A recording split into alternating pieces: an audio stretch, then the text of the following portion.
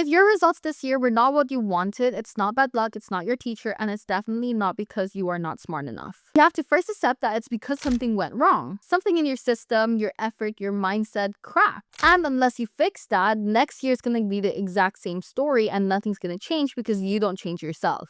So this summer, we're just going to rest and recharge. And then we're going to dissect every single part of your system and see exactly what went wrong. We're going to dissect the body of your failure like it is a crime scene. If you want better grades, it's going to start with brutal honesty. So here's how to evaluate your past mistakes. So you above that test, cool. Now what? Failing does not make you a failure. Just because you have fingernails doesn't make you a fingernail. It makes you a researcher because then you can analyze everything you've done wrong. Guys, basically you're just going to be an overthinker, which I'm pretty sure most of you already are anyways. Treat your grade like it's data, like precious data that you can analyze further. What went wrong and what do I need to fix? So let's start here. Grab your past papers, results, and any teacher feedback. Look at the questions that you messed up in. What's the pattern? Is there any content gaps? Was it time management? Was it silly mistakes? Was it because you're misreading questions? Was it anxiety? Or did you just not revise properly? There's a lot of things that can go wrong here. Find it. Own it. Don't lie to yourself and be like, Oh, but I studied 10 hours that day.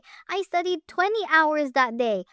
but that was only one day out of an entire month and you didn't study the rest of the time, then of course you're going to fail. Own it, name it, fix it. You can't fix what you can't face. Trust me. If you keep lying to yourself, you're never going to believe what other people are saying. You know, when your parents say, oh, you're on your phone too much, they're probably right because honestly, I'm constantly on my phone. I literally have 2 phones, guys, and I'm literally on 2 phones every single hour of the day. So here's the actual method, no fluff. Take your exam paper or the test results and go question by question. For every single mistake, ask yourself these following questions here. Firstly, did I know the content? Be honest, did you forget the topic or never learned it in the first place? Was your teacher bad at teaching this topic? Sometimes it's not really your own fault, but is it your fault that you didn't try to learn it by yourself? Number 2, did I understand the question? There's a lot of clues that can come up in the question itself, especially if you're studying STEM. Sometimes they put in keywords that literally means nothing to another normal person who's not doing STEM, but as a STEM student, you'd see that and immediately you know what they're trying to say. You need to understand the question itself. Did you misread it? Did you miss a keyword? Did you answer it in a completely different way? Maybe they ask you about the bonding of sodium metal and then you start talking about sodium chloride, which is an ionic compound instead. If it is, then there's a technique and focus problem. Number 3, did you run out of time? If yes, then that means you need to train more under specific time conditions. What I did for my past papers is that every time I make a mistake, I would dock off the next past paper's time by the same amount of marks that I lost. So if I lost 30 points, then I would dock off 30 minutes. That's a lot of time for me to dock off from an entire paper. So that means I need to start thinking faster, being able to do things more mentally, and spot out the patterns much better as well and much faster. More past papers, more speed draws. Number 4, was it a stupid mistake or a silly mistake? Is it because you forgot to show the working for one of the questions? Is it because of significant figures, forgetting units, mixing formulas?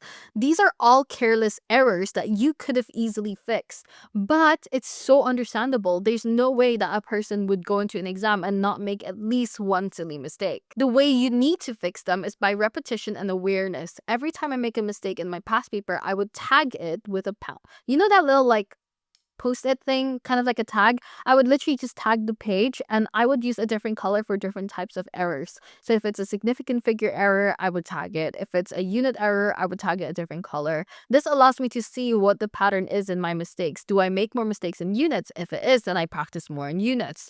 Is it because of significant figures? Then I would ask my teacher, how do I actually do it? Don't be afraid to ask someone for help as well. Once you take those answers and put it into your mistake log, it's just a list. But it will expose all of the patterns very fast. For example, if you are misreading evaluate questions, then you need to review the command words. If they're saying describe, what does that mean? Do you just say exactly what you see or do you have to explain as well? If it is, then what's the difference between describe and explain? So you need to know the differences in these command words. If they say evaluate, does that mean you just describe? No, it's not, because evaluate means that you have to give the pro, the con, and then give your own evaluation afterwards, give your own judgment. So it's things like this where you have to familiarize yourself with. It seems like doing an exam is all about the knowledge you learned from the textbook, but in reality, it isn't. It's all about the techniques that you use as well. This log of mistakes is gold. You need to reread it weekly, see what it is that you make a mistake on, and make that your summer hit list. Now, here's the uncomfortable truth. Most people think that they work hard, but in reality, they don't actually work hard. It even happens to me. Even when I was kind of like getting a hang of my studying, in my final year of university, I thought that I was the type of student to study every single day for at least an hour every single day. But then I started to do like this mini series of me studying for 2 hours straight every single day for a week or something like that. And I realized that in some days I don't even study. I just come home from uni and I'm like, Oh, I'm so tired. I'm gonna go sleep now. and that's it. I don't study. And I thought I studied. I don't know what it was. It was just like in my head. I thought that I was studying when in reality I was not doing anything at all. So you studied 5 hours a day? Great. But how did you study as well? It's not about the time that you study, but how you study as well. Are you wasting your time just highlighting textbooks, copying your notes, when instead you should be doing past paper questions? It all depends on what you do and the techniques that you're using in order to succeed when it comes to studying. If you're not doing active recall, past paper questions, time conditions, deliberate practice, then you're not training for the exam. You are just learning for the heck of it, which is okay, but it's basically just the same thing as you pretending. You wouldn't expect to get fit in the gym just by watching videos of people getting fit in the gym, isn't it? You wouldn't watch workout videos and be like, yay, I've done my workout for today. Obviously not. So why is it different for studying? Same logic, study smart or don't be shocked when the grades don't change. So let's upgrade your system. You don't rise to your goals, you meet the goals. This summer, you're going to be building a new system, one that actually works. So here are the practical updates that you can do. Firstly, set up a revision tracker. You don't have to set up a study schedule that you can do every single day because life happens, okay? Like, don't be scared of making a study schedule and then life happening and then you mess up your study schedule and then you just completely don't use it anymore. It's okay. That's what happens in life, which is why study schedules don't always work for most people. It doesn't work for me especially. What you can do instead is to use a revision tracker. So this is kind of like a to-do list. You just know the topics that you suck at and schedule time to fix them. Now, for me, I don't have a specific hour in a day where I'm going to be like, okay, I'm going to study this at this hour. Too rigid. Life happens. Once it messes up, I'm crying on the floor. So what I do instead is I set it up as a to-do list. I have to do this. Doesn't matter what time, I need to get it done. So as long as I have free time in the entire day, I would just be on my phone, watching a YouTube video about it, making notes, doing flashcards, past papers, whatever it is that I need to do in order to learn that topic. Again, it's not a specific time that I would do this. It's just any time that I have a free time. Number 2, create a feedback bank. So this means that you're going to write down the types of mistakes that you keep making and reread this before every study session. Number 3, you want to start by doing time questions weekly. No pressure, just reps. Treat your brain like it's a muscle. And number 4, cut the noise. Delete the apps that you don't need. Set screen timers. Put your phone in another room. Don't have mercy for yourself. You've got 2 months to build discipline, and this is how it starts. Now let's talk about your brain. And I'm sorry if this sounds really harsh, but most of you don't have a study problem. You have a self-respect problem. You say you want A's, but you treat your goals like a joke. You skip revision, you procrastinate, you blame everything except for yourself. It is not the fault of your teacher that you're not coming home and revising. Your teacher can only guide you and give you the information, and you take that information and use it for yourself. They're not going to sit there with you right next to you at home and be like, oh, actually, that question, the answer is this. They're not going to do that for you. They're not going to spoon feed you. So why are you so comfortable with being like slacking around?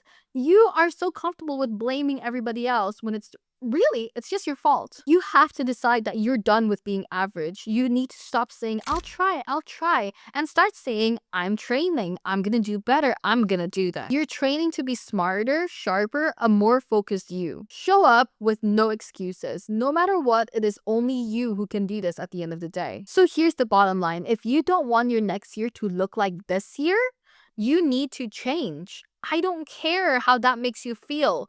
Obviously, I'm sorry if it makes you cry, because honestly, that would make me cry as well. But you need to hear it. You need to change. Not someday, not in September, not in January. Start now. You have the opportunity in this time to literally be doing this over the summer, so you can use the summer to master the content, master your system, and master your mindset. You just need to reflect, look at where you failed, and look at where you lied to yourself, and then look at how you can do better. Then fix it. No pity, no perfection, just progress. You have got this summer. Remember that you can do it if you want to. Where there's a will, there's a way. Hopefully you guys enjoyed that video, and if you did, don't forget to share it with your friends that you think will need this as well. Aside from that, all the best, guys. I'll see you in the next video. Bye!